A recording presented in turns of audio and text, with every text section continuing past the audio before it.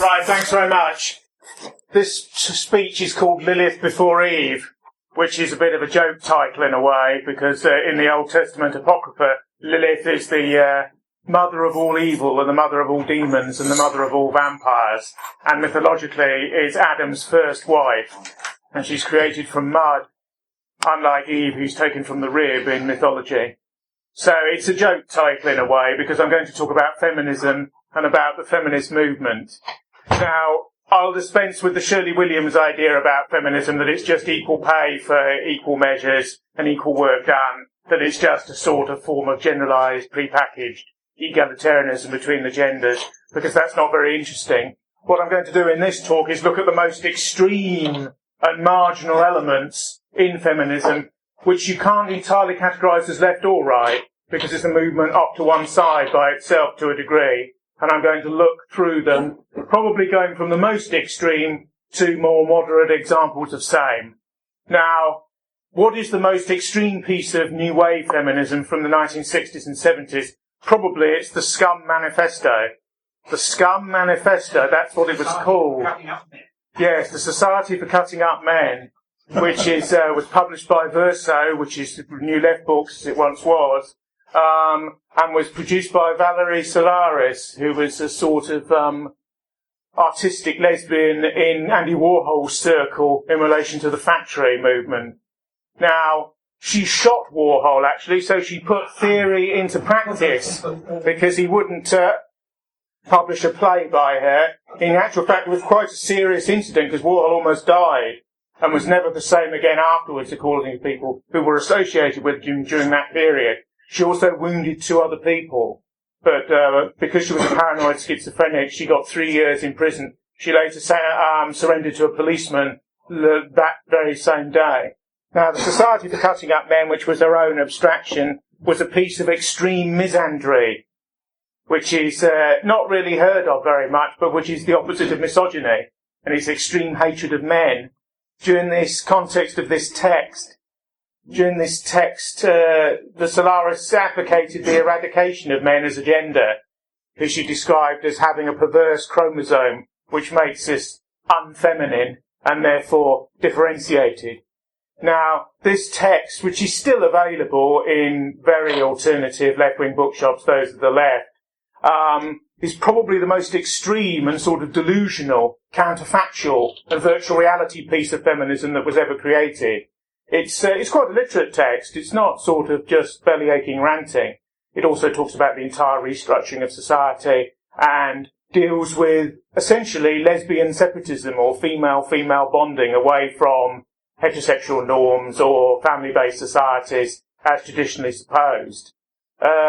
Separatism is actually a key part of the more biological elements in the feminist movement. Feminism has achieved most of its mainstream goals, which is why the WLM, the Women's Liberation Movement, has largely been curtailed. Also, the 60s generation of radicalised students that provided most of the camp followers have themselves, grown old and long in the tooth. Some people may know that there's a separatist feminist bookshop on the Charing Cross Road called Silver Moon, which traditionally doesn't like men to go in it.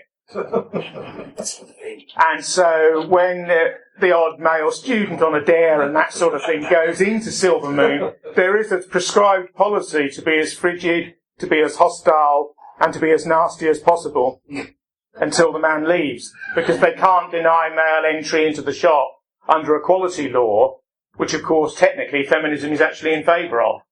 So you have this reverse principle going on there. Now, separatism of the Solaris type is very extreme and very radical, and was disputed by other feminists, of course, such as socialist feminists and certain Marxist feminists, who don't necessarily believe that men are the enemy. So-called rooted or biological feminism, which actually is not a biological discourse, it's a discourse about biology, perceives an endless gender war and a conflict between men and women in all social areas. Radical feminism is the term that's usually given to this tendency. The issue of lesbianism, in a sense, has to be dealt with, because there are 2 types of lesbianism in relation to this type of politics. The first is so-called political lesbianism, where a woman doesn't have those desires herself, but because of a rejection of patriarchy, refuses congress with men, and therefore has two options, either inversion or lesbianism or celibacy. So the idea of political lesbianism grew up in the 1960s and 70s in the women's liberation movement, although later was questioned by the majority of democratic and socialist feminists who believed that if women had a majority instinct to be heterosexual, that was all right as long as they entered into non-patriarchal relations with men. That was ultimately, democratically, the majority tendency that the women's liberation movement adopted. But separatist currents have always existed, and there is the concept of a lesbian nation, as it's called.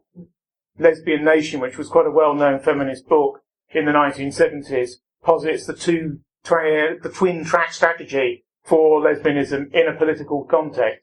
The other is, of course, women who are born inverted and who are born that way and who adopt lesbianism as a norm. But they would be a minority of the activists who advocated complete surrender to the world of matriarchy and so complete avoidance of congress and intimacy with men on all fronts. Radical feminism also was very keen on the abortion of males, particularly after abortion was achieved in most, largely due to social democratic and liberal pressures in the 1960s and thereafter. Abortion was, of course, achieved in law. It always existed in the back streets, but had never become an ordered part of the health services of Western Europe and North America until the social and cultural revolutions of the 1960s, and was militantly supported by all feminist movements. Indeed, abortion is a key issue for mainstream second-wave feminism because it deals with autonomy, the autonomy of the female without male coercion or control, and the extreme individualism, but without femininity, is at the core of many of these movements, and is actually probably the tendency that draws together anarchist feminists, radical feminists of a biological or semi-biological type of the sort that I've enunciated, socialist, Marxian and communistic feminists, and their more mainstream liberal equivalents. There are people who basically say that even the Margaret Thatchers of this world have a feminist element to them, because after all, women have to have the vote and have to be able to engage in political activity for somebody to rise to be the leader of a centre-right political party, such as she did in the mid-1970s, becoming premier, the first female premier in Britain's history a couple of years thereafter. But for the purposes of this analysis, I'll exclude that normative talk whereby very, very mainstream liberal humanist demands are conflated in with the feminist movement, which regarded them as just the softest edge of their more radical currents. One of the most famous feminists in the 1970s and 80s, who received acreage of print on her death a few years ago, was Andrea Dworkin. Andrea Dworkin, who was an obese individual, wrote a series of quite famous books of pornography, men possessing women, a book on right-wing conservative female activists in the Republican Party in the United States called Right-Wing Women, and certain quite scatological novels, actually, such as Fire and Ice, and various other works of what she called explicit anti-pornography. One of the great failures of the feminist movement that has succeeded in many other areas is their campaigns against pornography in the sex industry. Socialist feminists, fearful of the accusation of puritanism, have tended to shy away from some of those discourses, but feminism as a whole is deeply opposed to the commercialisation of sexuality and to the commercialisation of the female image as a result of that. In the 1960s, a whole potpourri of different left libertarian and other demi-Trotskyite notions came up, and some of them were in conflict with each other. Sexual libertarianism and extreme freedom and extreme hedonism clashed violently with the neo-Puritanism of quite a lot of the feminist movement. In their campaigns and strictures against pornography, from page 3 in The Sun through to so-called and alleged snuff movies and everything in between, feminism has distinctively failed. It's failed to make any inroads on the commercial activities of pornographers. It's failed to decrease the profitability of these areas. People will be aware that large parts of the British print media are now owned by pornographers or ex-pornographers, as the fortunes of these people have been mainstreamed since Raymond and Sullivan and others started these businesses over 40 years ago. Again, allowed to do this by the social reforms of the 1960s. So many feminists used to have Reclaim the Night marches, as they used to call them. Reclaim the Night, where they used to go around with candles and various torches late at night, particularly in the sort of pornographic or sin bin areas, the red zones that exist in all cities. There's one in London, of course, sort of equidistant with the streets around a particular district of Soho. It's probably about a quarter of a mile square. And traditionally, feminist marches used to go around these areas. Sometimes actions would be engaged in which are socially and civically illegal, such as the supergluing of the locks of various pornographic bookshops and film distributed agencies and that sort of thing. One of the more interesting corollaries is that the feminist movement took a very radical turn in Northern Europe or Scandinavia, simultaneously with the commercialisation of the hardest type of pornography in those same countries. So you see a culturally schizoid phenomenon going on there, where the 60s lead amongst their people who came out of them in quite contrary and diverse directions. You see one tendency of opinion, militant feminism, that wants to close the sex industry down and does not regard it as a legitimate form of capitalist enterprise. This is irrespective of criticism when they have capitalism more generally. And you also have an enormous range of left libertarian and more liberal spokesmen and women who regard pornography as essentially legitimate. But it is interesting that feminism has had an utter defeat there. Although most far-left movements retain a certain puritanism in relation to sex industry issues, the Trotskyist left on the whole regarded the emotional pornography that women read, romance fiction and that sort of thing, as on a par with male pornography, and hates to make moral judgments of a bourgeois character. But most traditional communist movements, if they can be described as traditional, most authoritarian and Stalinoid type movements, banned pornography, as indeed the Soviet Union did, basically from the Stalinist period after Trotsky was defeated internally in the internal battle with Stalin after 1928. The Soviet Union is an interesting example of the sexual politics of the extreme left. Between 1918 and 1928, almost all inhibitions were flouted, at least in law, although the effect of that on Soviet life was more marginal. And almost every sexual tendency was permitted between about 1918 and 1928. You moved from a czarist, conservative, and highly socially authoritarian, conventionalist and conservative apparatus to almost complete libertarianism in these areas. One feminist that was very important for the Bolshevik movement was Alexandra Koltsynaya, who was an ex-aristocrat who later became ambassador to Mexico, partly to get her out of the Stalinist purges, and was regarded as a Bolshevik heroine, not least because of her taste in young Soviet sailors of a battleship Potemkin type. Now, she wrote a quite well-known novelised state socialist fiction called The Dream of Worker Bees, I think, in which men and women live in spartiate-type communes and don't intermarry with each other and engage in what is called free love.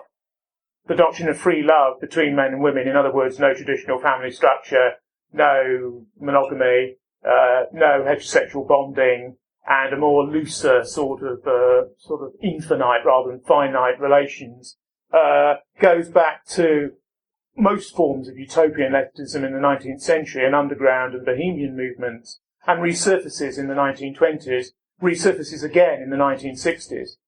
Wyndham Lewis, who's a modernist right-wing intellectual who's influenced me quite a lot in my life, had the theory that radical counterculturalism from the left has three phases in Western society in the last 200 years, although he never lived to see the third one. The first one is in the 1890s, in which you have an elitist zone of decadence, if you like, and bohemianism, radicalism. The next one is in the 1920s, the so-called Jazz Age, when there's a blowout culturally from the devastation of the Great War. You have a sort of endless party on easy credit that the Great Depression brings to an end in 1929-30. And that could be considered to be a bourgeois or a middle-class version of the more upper-class decadence of the 1890s. And the next great splurge is the baby boomer generation in the 1960s, who in a sense have a lower middle class, bourgeois and proletarian bohemia, a mass bohemia, based upon student activity and based upon all of the economic privileges which in a sense accrued in the post-war era and which are now being taken away. Because, of course, you could do degrees virtually for free then. You had several years to engage in radical critique of bourgeois society without really doing any meaningful work. Now students are £30,000 down just for a very moderate degree from an ex-polytechnic, as all degrees are commercialised along the American line. And that's one of the reasons for the complete de-radicalisation of contemporary students, which is very noticeable. Apart from animal rights, some residual feminism and ecological activity, there's almost very little radicalism going on in the universities outside what certain radical Muslims get up to, watched by the security services. So the feminist movement influenced all forms of leftism, whether with the possible exception of the old Stalinist model with the Communist Party of Great Britain. But even then, the influence of anti-sexism, as it would be called, was palpable. Almost no institutional ideological tendency on the left was immune from feminist critique. And this changed attitudes on a whole range of issues, from property rights to divorce, from abortion to so-called child rights, to the rearing of children, to attitudes towards pornography, to attitudes towards heterosexuality, and attitudes towards men. The broad socialist humanist left never went along with the idea that men are the enemy. There used to be, of course, in traditional feminist congresses and so on, chanting that men were the enemy. And if ever a boyfriend or husband or whatever turned up at the end of the meeting to take somebody home in a car, there would be quite a scene. So separatism was sort of enforced, but was also a dividing line between the very radical feminists and those of, if you like, a more assimilationist and more gradualist character. Like all movements, it was plagued with an enormous number of personality clashes and splits. And it had its star turns and star theorists who remained media characters and representatives of feminist opinion long after the movement had begun to dip down. The media had a schizophrenic attitude towards feminism. On the one hand, they were good copy, and feminist intellectuals and ideologues were given a lot of space. Probably the most famous ideologue in Britain of this type was Germaine Greer, whose book The Female Eunuch caused outrage and sensation in various ways. She was an Australian Don who now teaches, I think, at Oxford, and has been through several permutations. Indeed, her theory is dialectical. The first book was a very radical piece of feminism, almost on the cusp of the all men are rapists ideology that Marilyn French disseminated through her novel The Woman's Room. A lot of this material was very mainstream. In the 1960s, 70s and 80s, you could get it from Smith's. This is the one thing that's interesting about the feminist movement, the belief that women wanted this material, and that certain dissentient left-wing men even wanted this material, at least wished to peruse it, was very much of the moment. This material was available in the women's section in most, not newsagents, but most mainstream bookshops. You didn't have to go to obscure sources to obtain this material. And although the number of people who ever read this material was very small, its influence in the general culture has been very pervasive. Probably no movement has influenced society in a soft power way than feminism since the Second World War. Unlike almost any other tendency of opinion, its erosion of traditional and patriarchal structures, to use its own terminology, has been very extensive and very deconstructive. And it has almost, to use the 17th century phrase, turned the world upside down in 50 to 60 years. If you consider that all laws in relation to divorce, in relation to abortion, in relation to pornography, in relation to most mainstream male-female relations, and most of those relations per se, were the opposite, or slightly less tendentiously the semi-opposite of what they are now, before I was born. I was born in 1962. In 1962, abortion was illegal, divorce was very difficult to come by, contraception was difficult and highly medicalised and somewhat obscure. Relations between men and women were quite traditional. Mass mainstream pornography and the growth of the so-called sex industry and its invasion of all other medias, because one of the tricks is the contemporary media resembles the pornography now of the 1960s and 70s.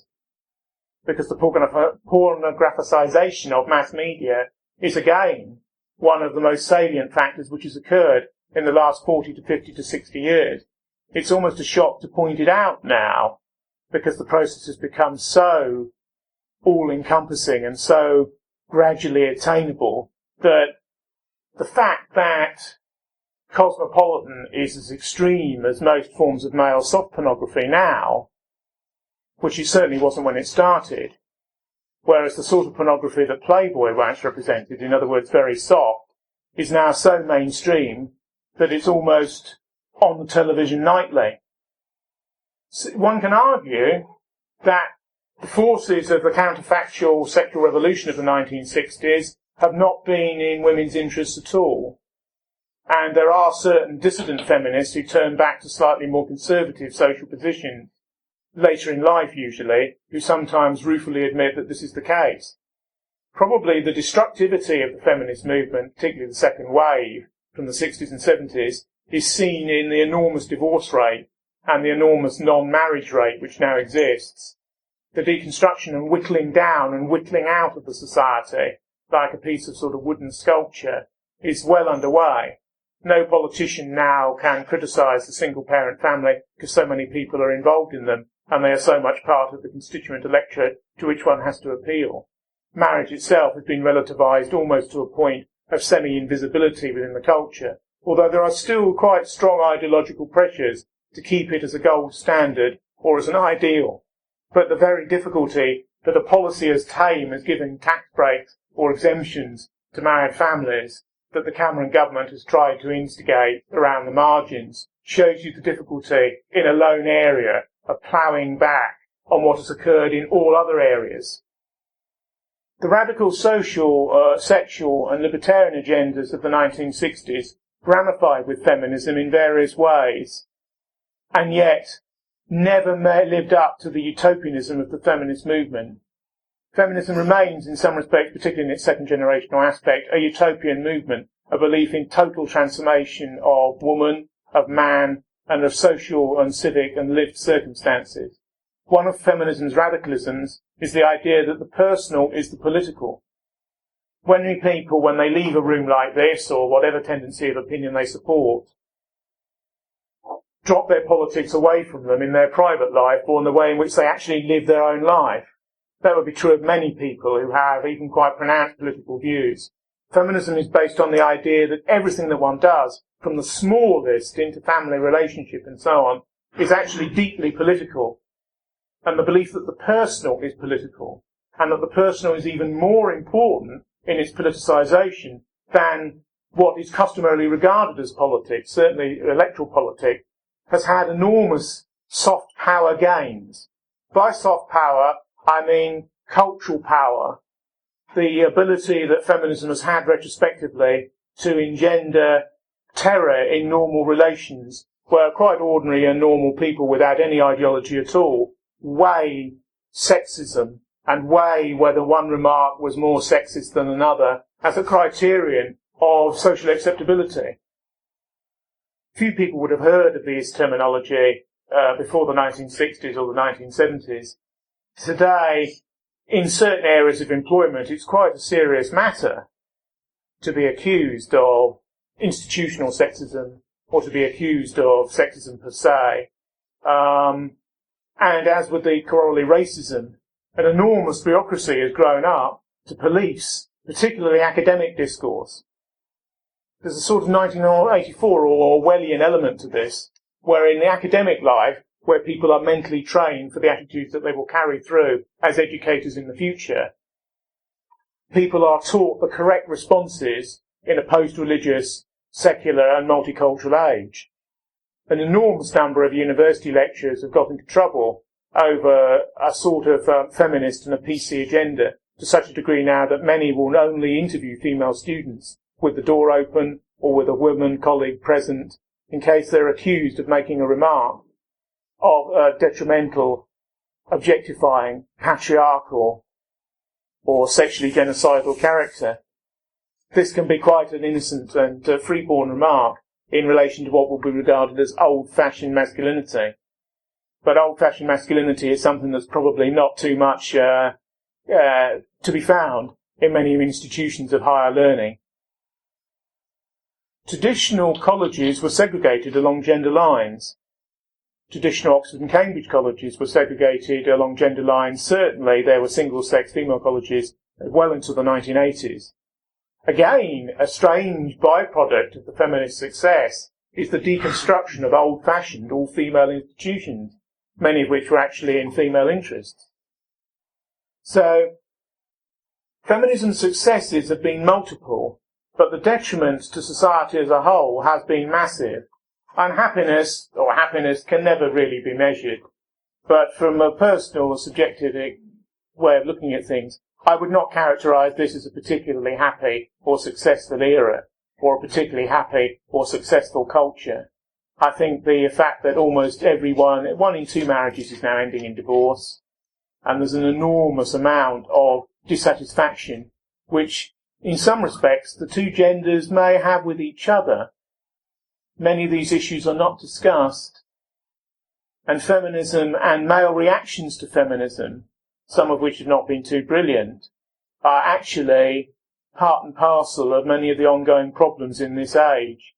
I think childlessness, radical single living, the decline in the family as a model,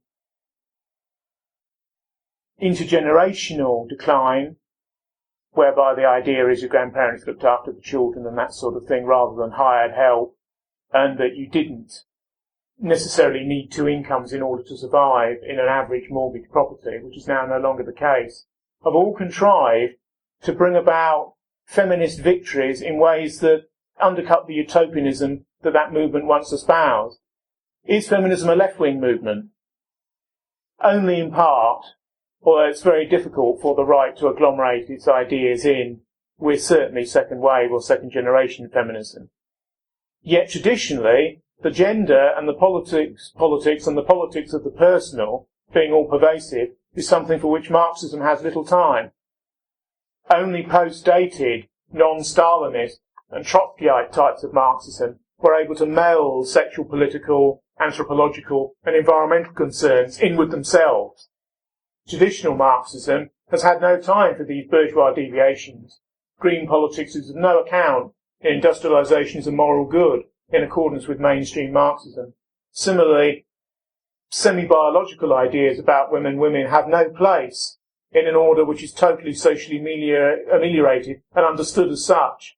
So traditionally, Marxism had little time for feminist politics, although acceding to radical female wishes in relation to the restructuring of society, such as occurred in the Soviet Union after 1917.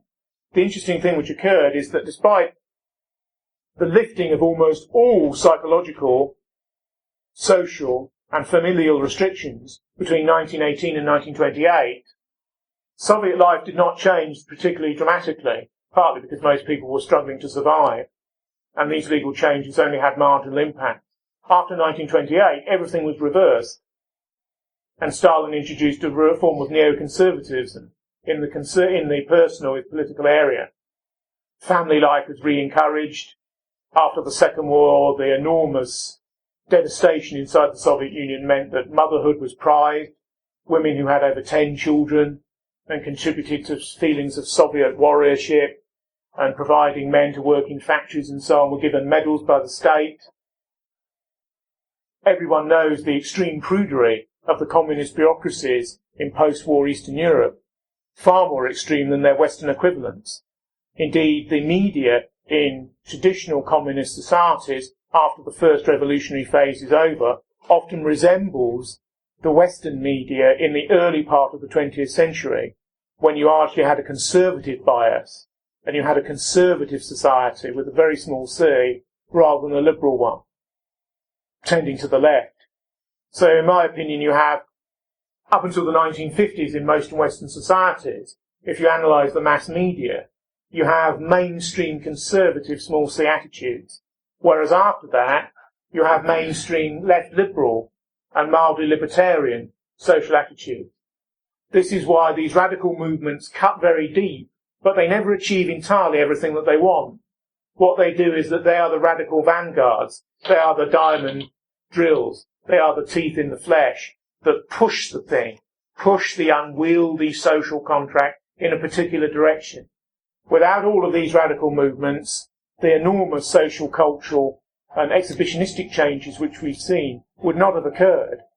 Therefore, these radicals are themselves the splinters that give off the energy that corrals others' tendencies of opinion and pushes them into the mainstream. These are the ideas that are then taken up by people in a very jaundiced and hazy way. But the very fact that a television executive could be sacked today for making a programme that evinced the traditional values of the 1950s is emblematic of the fact that an enormous societal and structural and psychological set of changes has occurred. The breakdown of the women's liberation movement is partly due to the success of that tendency of opinion, despite many of the contradictions which were involved. The most famous British feminist publishing house is Virago, which was set up by a committee of women probably about 30-odd years ago now, quite late in the day. But most of the books that Virago produced were quite conservative literary works written by upper-class women between about 1890 and 1940. So you had this strange lag, basically, whereas the culture of the suffragettes was brought back by second-wave feminist publishing because that's what they had to publish. The key feminist text from the past is Mary Wollstonecraft's Writes a Woman, which is a feminist version of Tom Paine's. She, of course, was father of a famous, in that era, left-wing family, which consisted of Shelley, Mary Shelley, his second wife who wrote Frankenstein, and of William Godwin, the mild but evident political anarchist who wrote Political Justice. Now, the key texts in feminism move from the belief in equal rights to the exchangeability of men and women. One of the more radical, small r, feminist demands is that men are feminized to the degree that women are masculinized. This is an ultimate end in sort of egalitarian social pressures. Hence, all sorts of outrider movements have been supported that disprivilege traditional forms of masculinity. The deconstruction of the traditional heroic male images that accounted for most of Western media up until the 1950s and early 1960s is all part of that project. If you analysed Hollywood films even today, in comparison to what they were before 1960, you see a reversal which is almost an inversion, although strands of what was to occur later on were widely discernible, even going back to the 30s. But again, up until about 1960, the norms of a socially conservative culture survived. Britain in the 1950s is a world away from the society that we have now. Indeed, the libertarian left pressures are such that we've received a total inversion or sort of psychological automutilation, which has occurred between then and now. The interesting thing is that most people regard what exists now, they regard the content of the Daily Mirror on a daily basis as semi-normal. Whereas the Daily Mirror in 1960 was almost a completely different type of newspaper, a slightly socially conservative, centre-left newspaper that supported anti-communist trade union leaders and the right wing of the Labour Party. Now you can argue that Hugh Cudlip model, a sort of MI5 prescribed Labour model, which it was an establishmentarian ploy of that era, but the content of mass media now is so unsubtle and so pervasive in its change as to exemplify all of the tendencies of opinion which won through in the 1960s and thereafter. The irony is that many of these vanguard movements would regard the popular media of today as a sink of iniquity. This is one of the paradoxes. Adorno and the Frankfurt School are totally critical of modern mass media, are totally critical of what they consider to be the cultural industry by which the masses are enslaved, and yet at the same time, the tendencies that they represented in a purified and vanguard form have broken through, albeit moderated and assimilated, to such a degree that they've partly got what they wanted, but in a way in which they can never appreciate. It's almost as if everyone gets partly what they want and don't want combined in equal measures. The only tendencies in the West that haven't gotten what they want at all are the radical right and various forms of religious foundationalism or fundamentalism, which remain outside the circle and are conceptually demonized because they cannot be assimilated. One of the radical ideas in the 60s and 70s, the post-Marxist idea, was a cultural notion of situationism. This is the idea that everything is mixed together and one has a society of the spectacle and of mass media and of postmodern interchange of image upon image and thought upon thought, almost with the instantaneity with which somebody can control their mobile phone or some WAP application on it. Now, this type of tendentious and voyeuristic media feeds on the sort of images and ideas that were released by the vanguard movements of the 60s and 70s, but they've been commercialized. This is the interesting thing, which the feminist movement never realized. Indeed, sexual liberation movements in the 1960s never realized that the commercialization and the commercial exploitation of the body and all of its resources in mass advertising and elsewhere would be what would occur.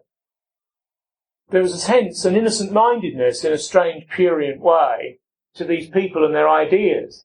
They never thought that the beneficiaries of many of their notions would be pornographers like Raymond and Sullivan, who are traditionally villains or semi-criminal figures in a far-left lexicon. Indeed, the criminal, drug-dealing, prostitutory fringes of capitalism shading into criminality are traditionally stereotypical images of capitalist and centre-right evil in far-left terms. But the 60s introduced so many social waves and so many cultural changes that when Oz Magazine and various other things broke taboos and were pleased to do so from a hippie or yippie sort of left student perspective, they never realised that the beneficiaries of these changes, would be the man who presently owns the Daily Express and the Sunday Express and related media.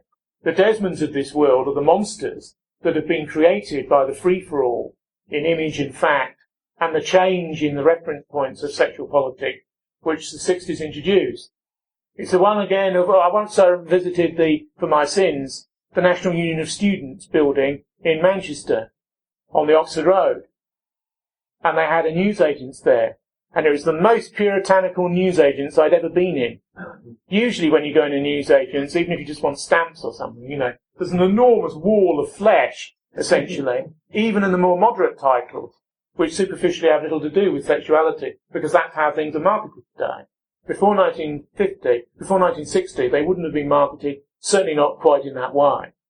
And yet there was none of this at all in this NUS-prescribed building, because they had been through every tendency of opinion, from innocent listings magazines in Manchester right the way out to the fringes, and everything had been judged in accordance with how objectificatory, how masculinist, how stereotypical, how patriarchal with a large P, all of this media had been. And that which fell on one line of this particular sort of red line went into the dustbin or was returned, and that which was regarded as acceptable, and there was hardly anything that was regarded as acceptable, actually. So there was almost a complete absence of media in this media shop. This is one of the great ironies of the entire development of what's gone on.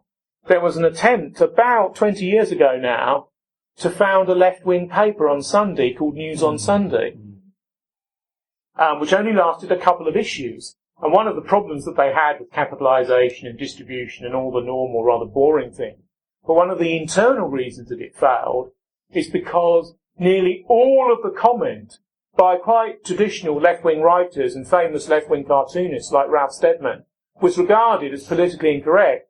Indeed, Steadman's quite German expressionist cartoons about Margaret Thatcher and so on, as they sort of look, rather similar to Grosch and people in the 20s and 30s in Weimar Germany, who pioneered that type of very aggressive, graphic sort of illustration, was regarded as so sexist and anti-humanist and patriarchal that it couldn't be permitted.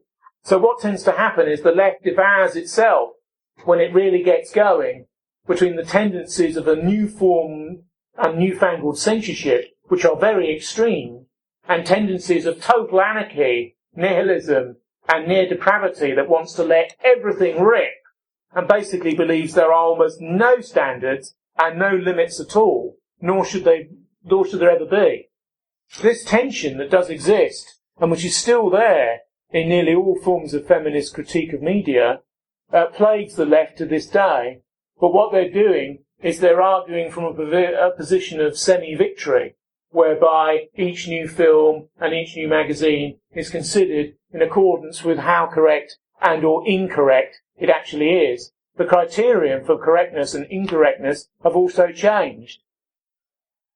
The sort of so-called girl power culture of the 1990s, where teenage and sort of ladette women insisted that they wanted to be female in their own way, has also plagued havoc with some of these post-60s norms. In the realms of mass culture, wave follows wave, and standardized ethos from one era can be overthrown by new concepts and precepts that come up. There's been no attempt to roll the clock back to before the psychological and cultural changes of the 1960s. In this sense, feminism has achieved a partial victory. The interesting thing is how male structures of traditional ways of looking at things acceded to these wishes.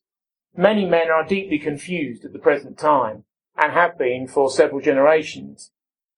And yet, because gender is biological, the recrudescence of core male and female attributes survives, free-floating and irrespective of all theory.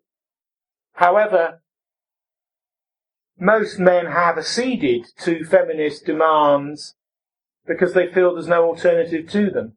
To stand out against the culture of egalitarianism is to render yourself demonic. And this is particularly so in private relations. You'll often find that people are far more nervous of intruding their values into private relations where you can pay a considerable price if things go wrong. And this is where the idea that the personal is political is so extraordinarily powerful. It was said earlier on that one of the subtexts for this particular meeting is why are women not extraordinarily involved in right-wing politics? That's complicated. When right-wing political movements break through, a large number of women become involved. Success, power, the trappings of getting somewhere, all interest a significant part of the population and interest everybody. Everyone begins to agree with you when you start to be successful. I remember when I attended the Red, White and Blue once in Paris, the mainstreaming of that movement after some of its major electoral successes was quite evident. All politics is vanguard-led. You begin with small little groups that implant their ideas within the general culture. They have to engage in some intellectual prior positioning, otherwise it's just naked and empty populism, which becomes the jester politics of the fringe, and ends up largely with an empty protest, and people who are elected, in the end up in the mainstream parties, whether they like it or not, whether they even choose to join them or not. But if you do the intellectual prior positioning, and you then break through on the crest of a wave that will always moderate the utopian demands that exist in any absolutist and radical tendency of opinion, you do begin to get somewhere. Feminism has now triumphed in the West, in particular, to such a degree that it's causing new convulsions with the mass of the immigrants who've come in, most of whom come in from socially conservative and or religiously defined cultures elsewhere in the world. One of the things that was most shocking to unassimilated to assimilated westernized immigrants is the social and cultural revolutions of the 1960s, which many of them, traditionally the older generations, just ignored and lived in their own mental space, as if they weren't actually cohabiting the society in which these things had gone on.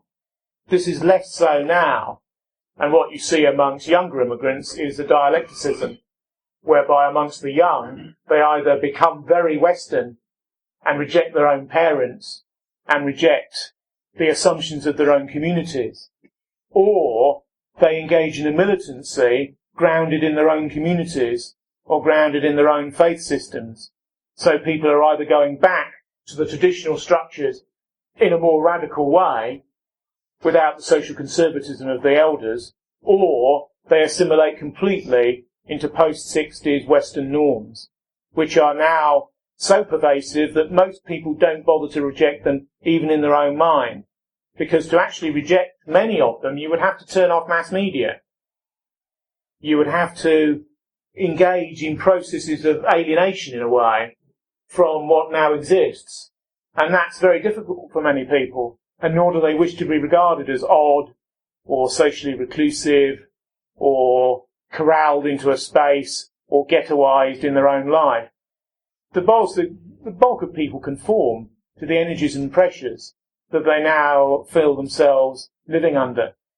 Wyndham Lewis wrote a text in 1926 called The Art of Being Ruled, and he said that the idea that women would go out to work and completely compete in a male way and on a male basis would be the most easy and requisite way to undermine the family that had ever been created, far more radical in its excesses than all of the feminist and left-wing marches put together.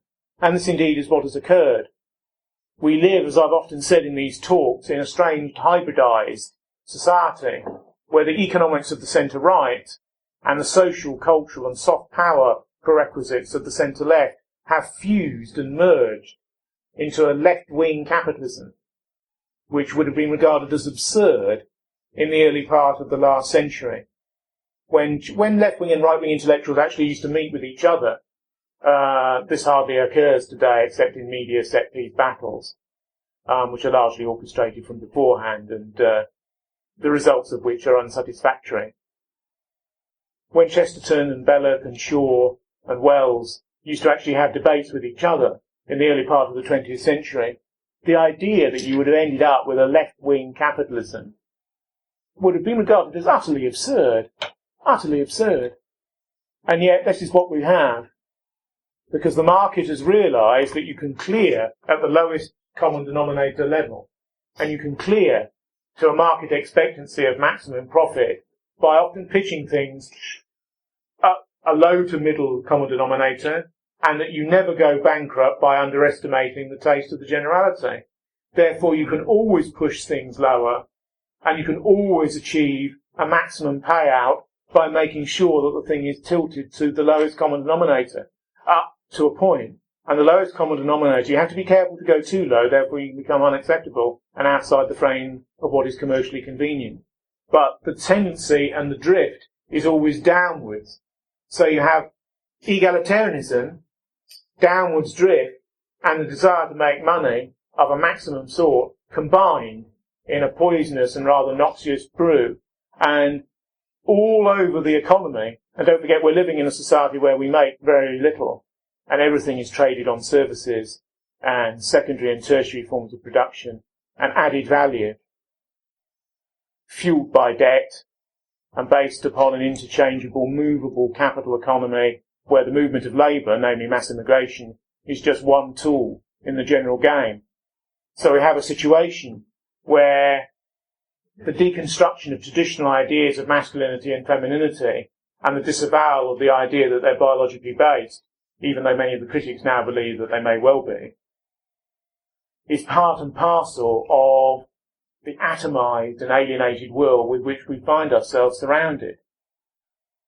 Feminism has thus done much of the groundwork and the spade work for radical forms of libertarian individualism that it doesn't really agree with, because much of the objectification of women that's resulted in mass media is something that feminism has been traditionally opposed to, and yet is inexorably led to.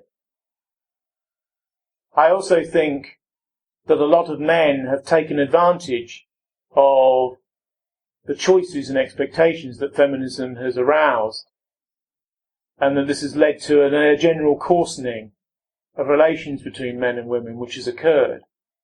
People don't like being done down or perceive that they have been, and they often get back in niggardly and low-grade ways, which are not too transparent or necessarily courageous.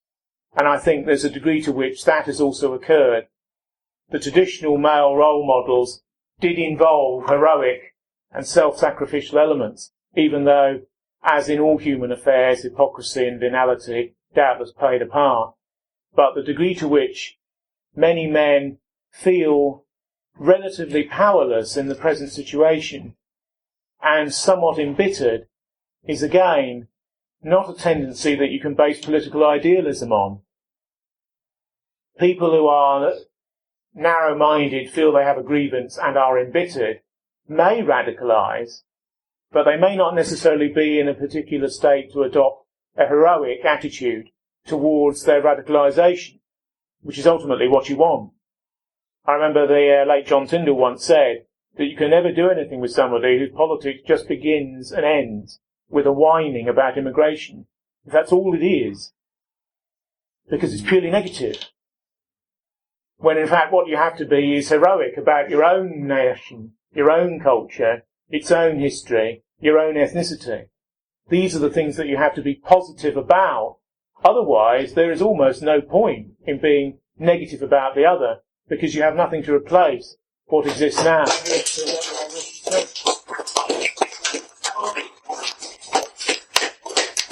I think it's also true of relations between men and women. This is a very difficult area politically because none of the mainstream parties, apart from acceding to the post-dated egalitarian attitudes of the past, have a policy about these things. There's been a left-liberal drift in all of them now, bearing in mind the Conservatives would have at one time opposed quickie divorces, they would have opposed mass abortion, at least apart from a small minority of their libertarian MPs.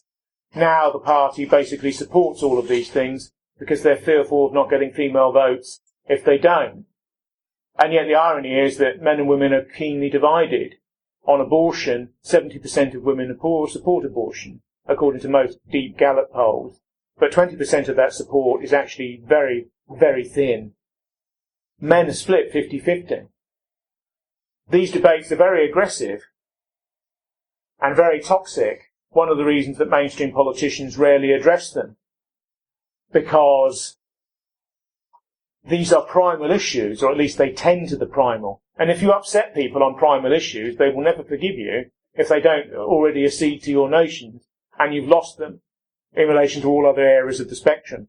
This is why immigration, the politics of the personal, Europe, and a few other issues are the issues about which mainstream politicians wish to speak least, because they are the most difficult, the most problematical, the most toxic issues, the issues that ultimately would galvanise the population to be interested in politics again, and that's why they're not mentioned.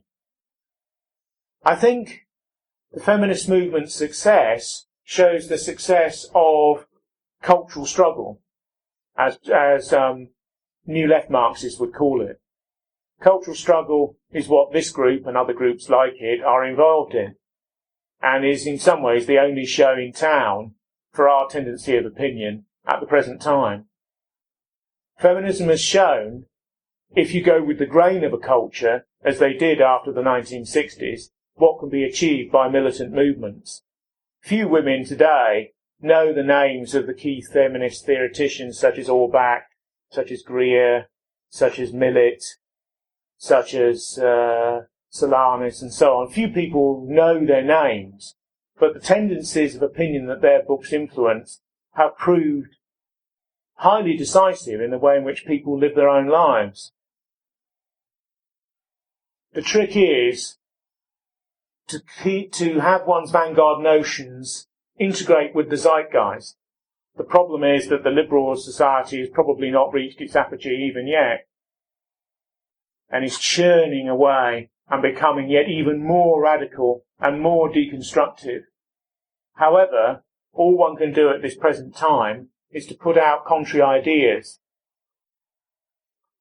When people say that the traditional right wishes to subordinate women to men, the right has always traditionally responded that it's in favour of masculinity and femininity, and sees that men and women have fundamentally different roles in society. This is not enough for many contemporary women who wish to see a less patriarchal bias from what they perceive to be right-wing opinions. But deep down, these things are more powerful than reason. One of my principal views about politics is that people are attracted to politics only with a small percentage of their reason. The bulk of their attraction is emotional and pre-rational and irrational. And the more that you appeal to these notions, the more you will actually appeal to the generality of people. One of the most powerful political discourses that can ever be enunciated is traditional male and female role models, which are positive for both. This goes with the clock of biology and goes with the instinctualism of biology. Everything which goes with biology may be deeply unacceptable at the present hour, but it's probably the most powerful type of politics that occurs and that can occur. Lots of people will actually be quite impressed and emotionally entranced by the rejection of contemporary sexual political norms as currently perceived. But they will also be shocked and deeply scandalised with the politically correct and rational part of their intelligence. Don't forget, almost anyone who's educated now has been through the politically correct filter and only perceives reality in that way. Yet everybody has a prior, largely biological identity. And if that particular identity is appeased by image, by word, by association, and by the absence of grievance, then you will see people come to you. My view is that the more one attempts to rescue female and male ideas of a traditional sort from the more of the new left and from second-generation feminism, the more you will have the implicit and the intuitive support of generations as yet unborn. Thank you very much.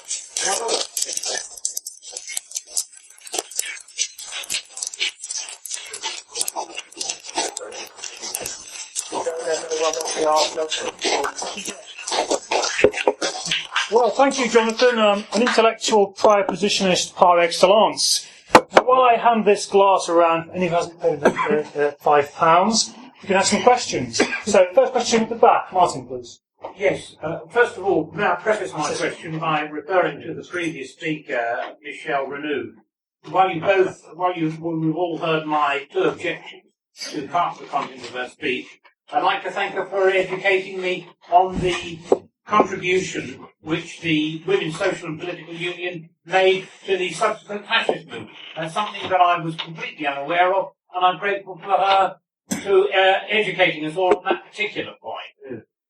So far as your talk, Jonathan, I've for long years heard right-wingers, nationalists of various kinds, equate the downfall of our society with general immorality, and I often hear the thing, the downfall of Rome was caused by sexual license, depravity, blah, blah, blah.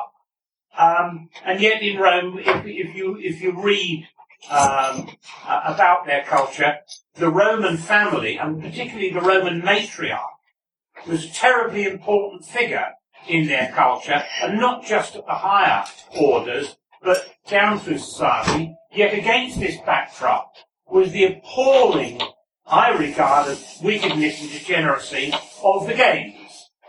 Not just cruelty to animals, but cruelty to humans, and the sexual activities associated with those, quote, entertainments, unquote. And yet the Roman Empire lived well.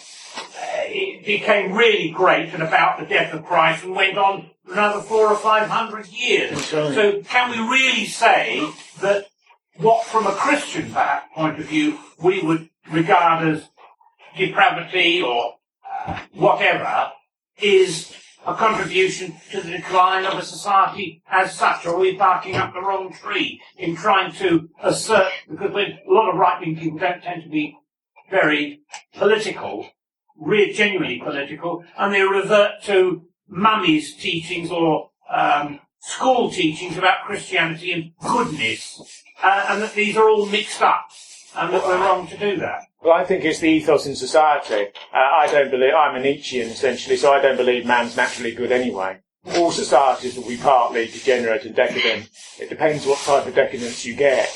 In ancient Rome, if you have an ethos of extreme socially authoritarian imperialism, and that's your ethos, you can have quite a lot of decadence mixed up in it.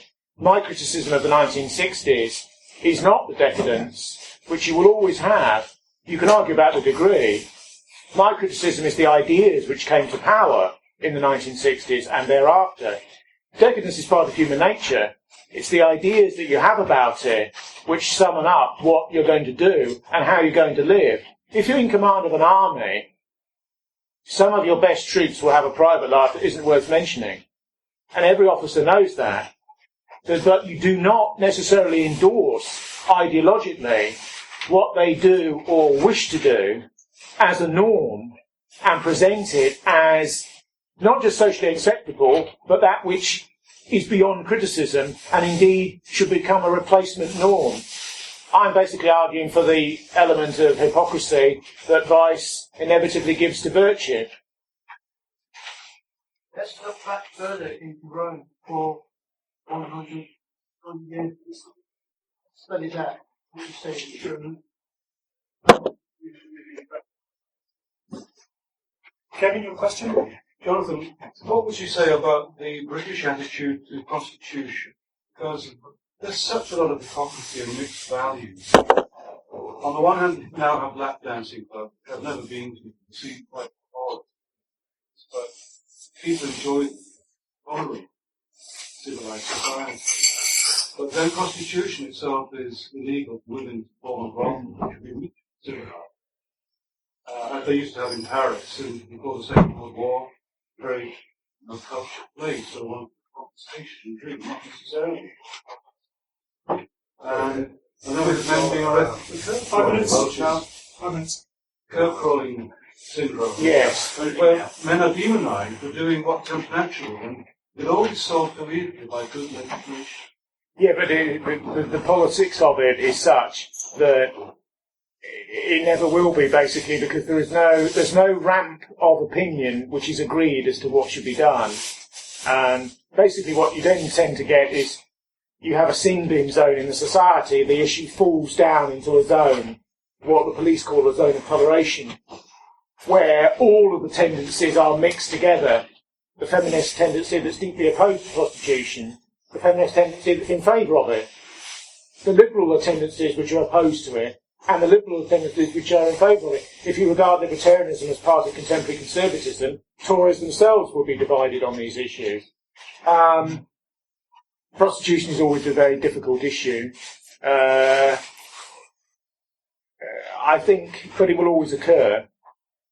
So I just read an interesting book, Dan Cruikshank, The Secret History of London, and all about the sex industry. Yeah, like good over hundreds of years. You can see how attitudes change. One time, it was like Amsterdam, with women in a certain part of London would perform in the window, and a lot more explicitly as well. You know, the sort of one moment there was a tolerant attitude, and the next moment there was one more conservative and less tolerant, and it seems like over hundreds of years. No, attitudes change. You know, it's like a cultural thing. It goes round in cycles. Yes, that tends to the Spenglerian view that things are cyclical. And in a sense, one hopes that they are, because it means that our ideas are due for a bit of a renaissance. Okay, good.